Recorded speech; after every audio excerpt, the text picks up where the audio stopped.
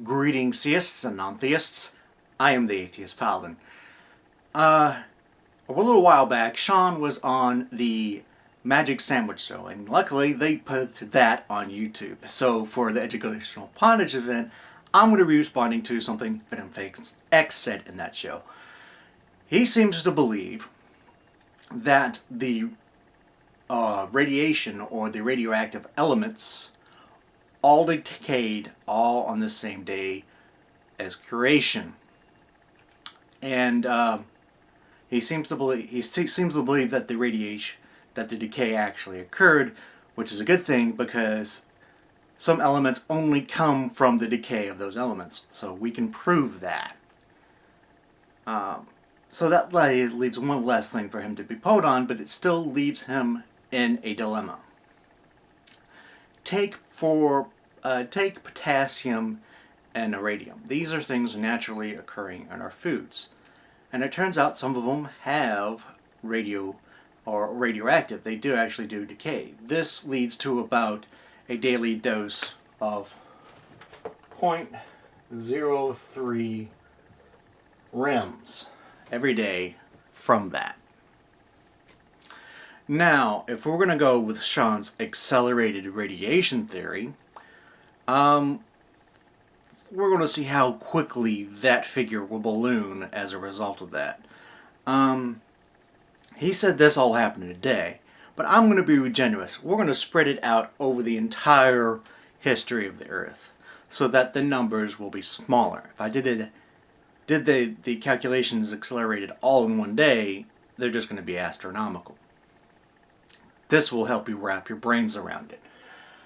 So we're going to take about 4.5 billion years worth of radioactive decay and shrink it down to 6,000 years. So your daily dose of radiation will now become 22,500 rems. Enough to kill you is about 2,500, and that will only do about 2 weeks. 10,000 kills you within a few hours. It is twice the amount of that would kill you. And that will be your daily dose of radiation for over a 6,000 year period. Nothing will survive. Then they say, genealogists say, that potassium is also common in the Earth's core, in the Earth's mantle.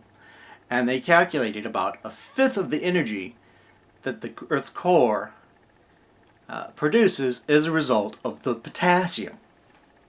Now the Earth's core is about 2,500 degrees Celsius. We say it's a fifth, okay. 500 degrees Celsius as a result of potassium. Again, take the same figures of turning it down. So we have to times that 75,000. That's what you get for compressing 5.5 billion years into 6,000 years. That's the ratio you'd get. And so that would be 375 million degrees centigrade. Now, just to put things in perspective, the surface of the sun is about 1 million degrees centigrade. 375 million degrees centigrade.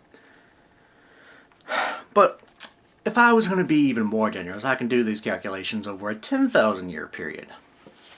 Again, that would be 13,000. Still enough to kill you. And you get that dose every day. That's your daily dose. And that only brings the temperature down to 25 million degrees centigrade. Yeah.